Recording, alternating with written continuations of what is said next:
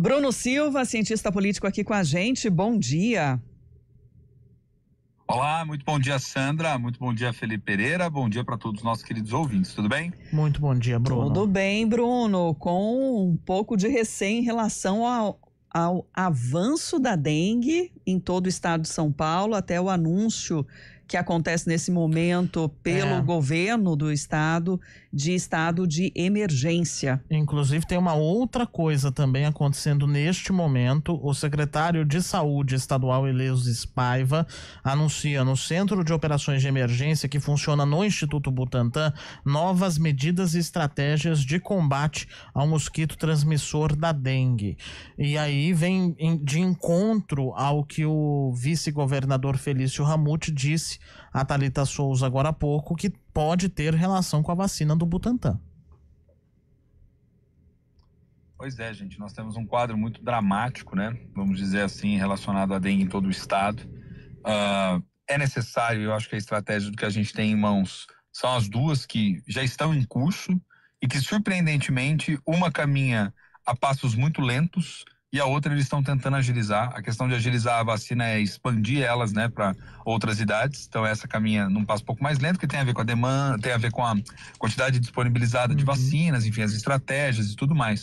E a outra, que surpreendentemente entre ano e sai ano a gente tem dificuldade em conseguir realizar, que é a dimensão profilática, ou seja, anterior, né, de eliminar os focos do mosquito e tentar de alguma forma fazer com que essa doença não circule tanto entre nós, né? As prefeituras de maneira geral das cidades têm que fazer a sua parte. Há lugares em que o estado sabe disso, né, porque já tem reforçado ali a vigilância epidemiológica. Há lugares que contam, por exemplo, com o apoio do próprio governo federal, como é o caso da região mais noroeste do estado, né, que tem ali uma concentração um pouco maior ainda na quantidade de casos, que tem sido alvo de atenção redobrada, mas é impressionante como mesmo com a prefeitura intensificando as suas ações, ela ainda tem dificuldade. Por quê? Porque muitos dos criadouros estão dentro das próprias casas, né, gente?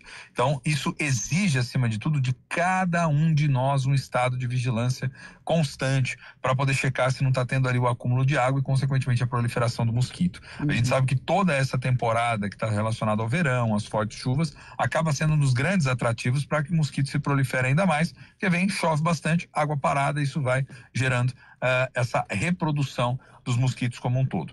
Mas eu acho que, na verdade, para a gente poder de fato avançar para um patamar melhor de controle, nós vamos precisar intensificar a compra dessas vacinas, fazer com que isso se torne uma prioridade zero do governo, fazer alocação de recurso, porque somente nessa dimensão de conscientização, somente nessa dimensão da vigilância, não tem funcionado, né? Não tem funcionado e, infelizmente, nós estamos entrando em mais um ano com esse drama aí, com essa epidemia no estado como um todo, né, Felipe e Sandra? E já há esse diálogo, né, e nas tratativas aí para liberação pela Anvisa, né, da vacina do Butantan, mas mesmo assim, mesmo autorizado, né, a projeção de capacidade mesmo de ter a produção, né, seria de 1 milhão de doses ainda esse ano, aí passando para depois 60 milhões em 2026, 40 milhões em 2027, ou seja, também não é suficiente para uma cobertura efetiva nacional, né? Não é. Imagina, só o estado de São Paulo são mais de 45 milhões de pessoas, né? Imagina isso aí tudo sendo distribuído para o Brasil.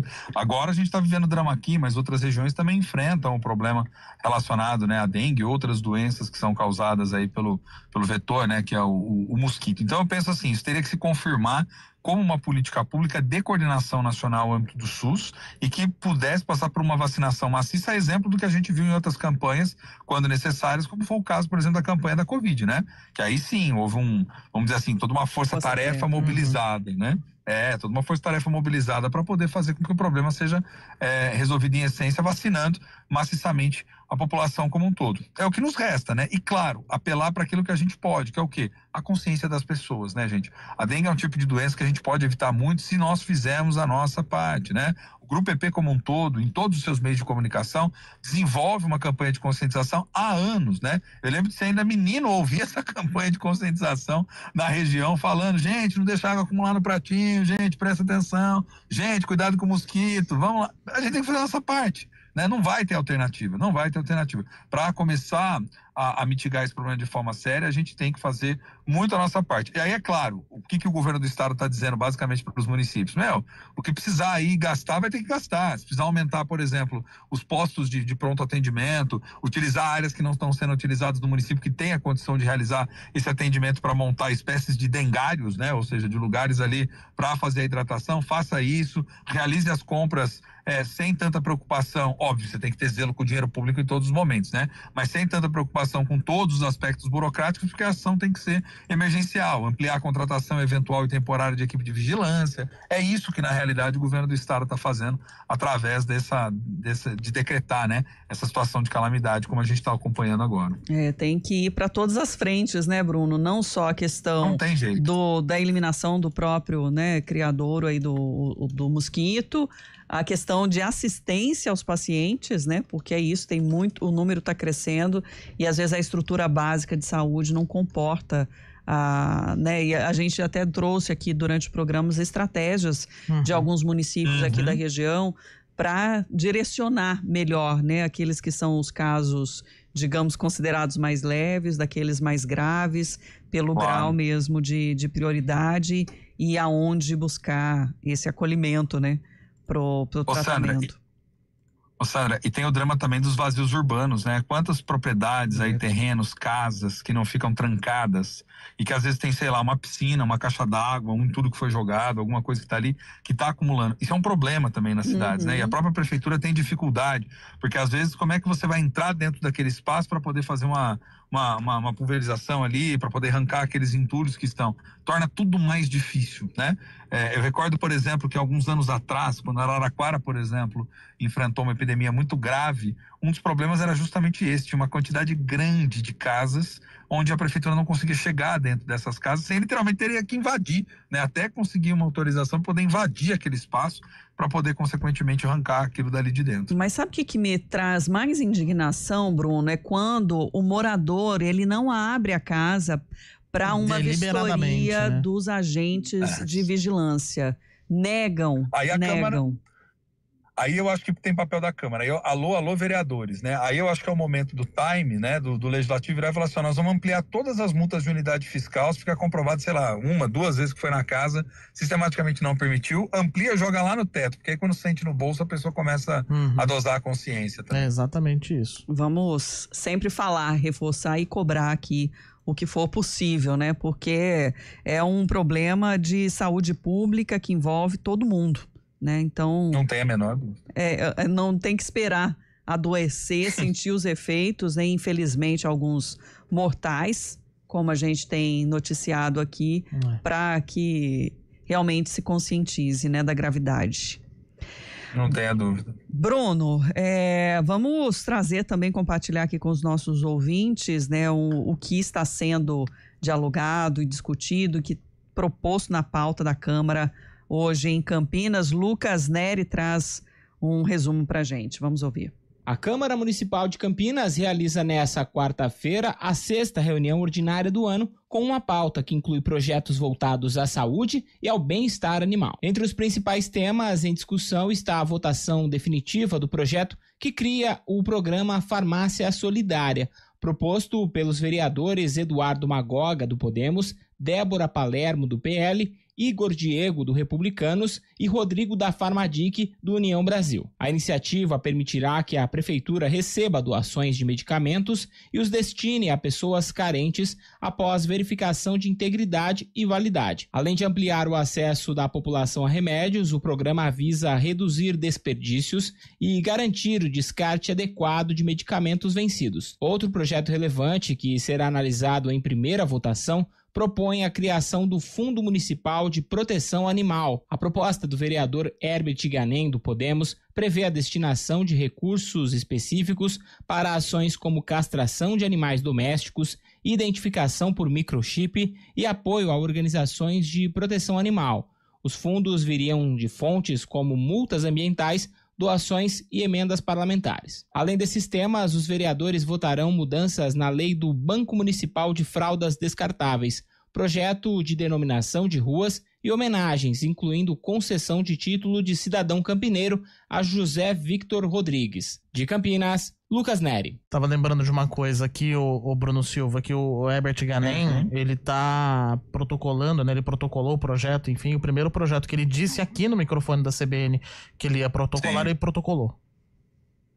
Falou e fez, né? Falou e fez, falou sentido, e fez. Né? Adiantou e entregou lá no Legislativo. Se vai ser aprovado ou não é outra história. Acredito que Sim. não tenha muitas dificuldades para avançar também, porque se trata de um projeto que tem impacto social hoje em dia, né, Felipe Pereira? A gente sabe que as questões relacionadas à causa animal movimentam a sociedade, geram simpatia, né? Por parte também dos eleitores. E o próprio Herbert disse aqui na entrevista que viu na Câmara, ainda era em janeiro que a gente conversou com ele, mas já tinha visto o pessoal ali abraçando a ideia, abraçando a causa, ainda já demonstrando algum tipo de interesse nesse sentido. Agora, o que eu percebo é que às vezes existe já uma legislação e aí vão fazendo uns complementos de acordo com as necessidades, Bruno.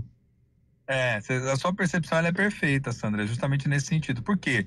Tem a legislação nacional, né, que diz respeito à questão dos maus tratos, de alguns dos cuidados, de algumas das, vamos dizer assim, do provimento de serviços ali de cuidados básicos para os animais, que dá essa garantia. Aí o que o município vai fazendo? Vai incrementando algumas coisas e vai regulamentando. Então, por exemplo, sei lá, um dos municípios entende que tem margem orçamentária para isso, que tem condição de fazer isso, e aí intensifica os serviços, por exemplo, veterinários, né? Então oferta ali coisas que até então não eram ofertadas ou complementam algo que já está previsto em legislações estaduais, por exemplo, né? A gente sabe que o Herbert Ganem trabalhou junto com o Bruno, e o Bruno, por exemplo, é um dos deputados que mais tem feito essa defesa no que diz respeito à questão da causa animal. Tem muitas pessoas que seguem eles pelas redes sociais, enfim. Então acho que sim, sua percepção é muito boa, porque na verdade você vai tendo algumas adaptações que vão sendo feitas para o município para suprir as necessidades específicas. Então, de repente, o município tem uma necessidade de ampliar ali a questão da castração. Então, os vereadores vão lá, apresentam projetos, veem soluções, viabilizam isso junto às secretarias para fazer com que a política na prática funcione no nível local, né? É isso. Bruno, seguimos acompanhando de olho e atentos aí a qualquer movimentação que vai impactar, né, no nosso dia a dia. Amanhã conversamos nesse horário. Não há dúvidas, amanhã nos vemos aqui nesse horário uma vez mais, né? Conversamos aqui com os nossos queridos ouvintes também. Legislativo sem uma grande pauta agora, né? Acho que depois do chacoalhão dessa semana, né, gente? Agora tá um pouco mais tranquilo, né? Imagina a semana que vem. Aí vai que vai. Vamos um dia de cada vez. Não, antes da gente ir embora, eu lembrei de uma coisa importante. Hoje é muito provável que tenha muita discussão na tribuna por causa da denúncia apresentada pela PGR. Não tem a dúvida. Não tem a dúvida, gente. Aí é aquela história, né? O legislativo vira palco para que os vereadores externem os seus posicionamentos político-ideológicos, partidários e aí por diante. Não tem a dúvida, né? No primeiro dia... Aí não tem a ver com os assuntos locais. Pois se no primeiro dia da Câmara já houve essa discussão, mesmo sem ter nada, imagina hoje que tem assunto a discutir, né? Hashtag a favor, hashtag contra. Né? Daqui a pouco já começa as redes sociais, né? É isso, só vamos. Até amanhã, Bruno. Até, gente. Grande abraço. Até. Valeu.